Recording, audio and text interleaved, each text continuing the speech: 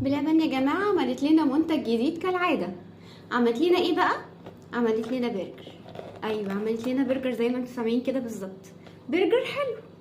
عملتها في البوكس، جايه في البوكس اللي هو بتاع البرجر المتعارف عليه. جايه بصوا شكلها عامل ازاي، كانه ساندوتش برجر بالظبط. يعني انا مش شايفه اي فرق لو انا شايفاه من بعيد، غير الصوص اللي في الوش ده اللي هو باين انه شوكولاته، غير كده هو شكله برجر. عايزه افتح لكم العلبه عشان تشوفوا كويس.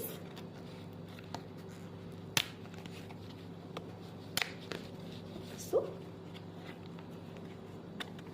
هو عباره عن ايه بقى. المفروض البان بتاعه البرجر معموله من الكيكه سبونج كيك، وتحتيها موس بيستاشيو اللي انتوا شايفينه ده الاخضر ده، وبعد كده تحت في كنافه بيستاشيو كالعاده طبعا، ايه ربنا ما يقطع لهم عاده. وتحت قطعه البرجر نفسها بقى. قطعه البرجر طبعا مش معموله برجر، معموله من ايه، من البراونيز وصوص شوكولاته اللي هو الصوص بقى بتاع البرجر، وتحت بقيه البن اللي زي اللي فوق، وحاطين عليها صوص من فوق بقى. جايبين معاها المفروض اللي هو المشروب الكولا بتاعهم، وهو عباره عن ايه، عن صوص شوكولاته برضه. زود براحتك بقى.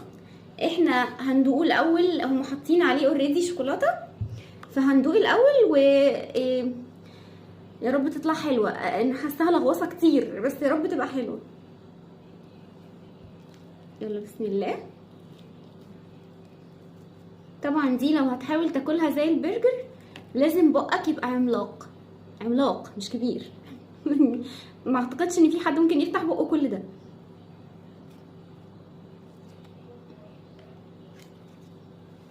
بصوا يلا تعالوا ندوق. بسم الله.